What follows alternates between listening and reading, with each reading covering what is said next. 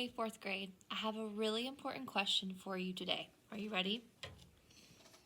I'm going to pour water into the cup, and I want to ask you, is this cup half full or half empty? Well, it's kind of a trick question.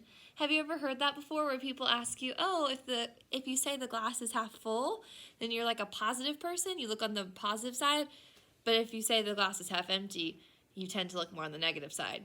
Have you ever heard that before? Hopefully most of you said this cup was half full. But something I want you to notice is you were able to easily figure out that this was about halfway.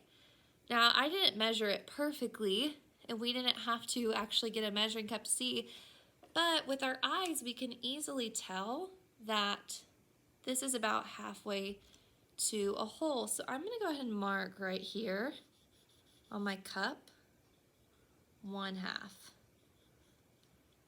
This is about halfway to the top of the cup. So if I did pour more and more and more, ooh, okay, now what would you say about this cup?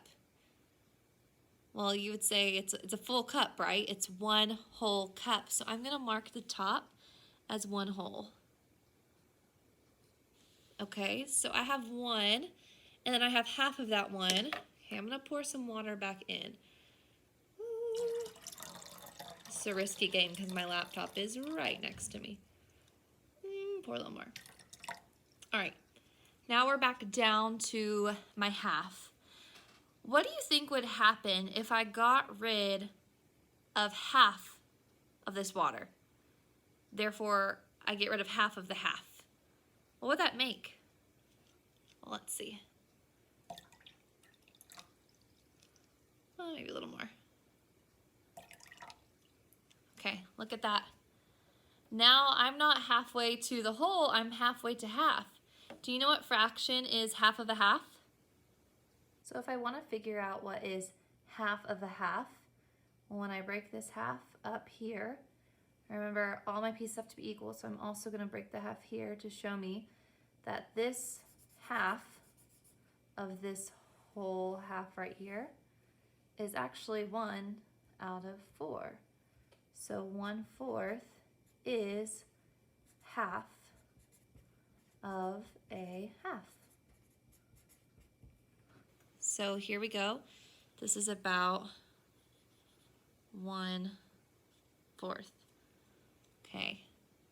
So what happens if I want to go halfway from a half to 1 whole? So if I wanted to go about right here, what would that be? Well, half of a half would be 1/4. So this is 1/4. Another 1/4 gets me to a half. So I'm thinking another 1/4 would get me halfway to 1. So I think that would be about 3/4. What happens? Let's see, I'm gonna pour to 3/4. Now, what's really cool about this is that we didn't even have to perfectly measure those marks. We just knew where they were because fractions like fourths and halves are really, really easy for us to find. And oh my, well, now we just went over a hole. So benchmark fractions are those fractions that are really easy for us to find on a number line. They are also really easy to compare numbers to. So if I have 0 and 1 on a number line, I know easily that halfway between that would be 1/2. I know half of a half would be 1/4. And so if I also, this is another half right here, 1/2 to 1 is a half. So if I split that in half, those would be fourths as well. So 1/4, 2/4, 3/4. These are so easy to find on the number line. Now, a lot of people also like to include thirds as their benchmark fractions. So I do want to show you, if we look here, we can see that 1/3 is just barely bigger than 1/4, but 2/3 is just a little bit less than 3/4. So if I were to also mark thirds on my number line, I know that 1/3 is just a little bit bigger than 1/4, but I know that 2/3 is a little bit smaller than 3/4.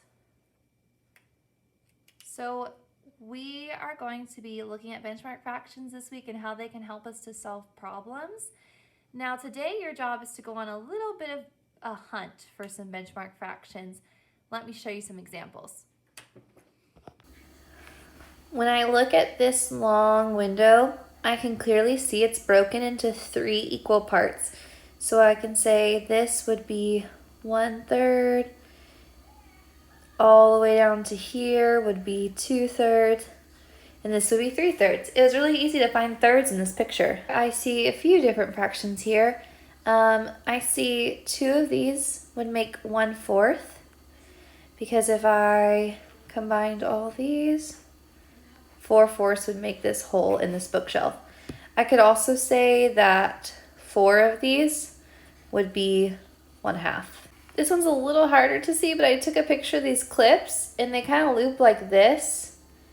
So I can tell that 2 loops would make 1/2 and 1 loop would be 1/4. So over here, that's 3 loops. That would be 3/4. Now it's your turn. You guys are gonna go on a hunt either around your classroom or your house, and you're gonna look for places where you can quickly identify a fraction. So look at things that you might split in half or in fourths and explain that to us in a video. Can't wait to see all the examples you come up with.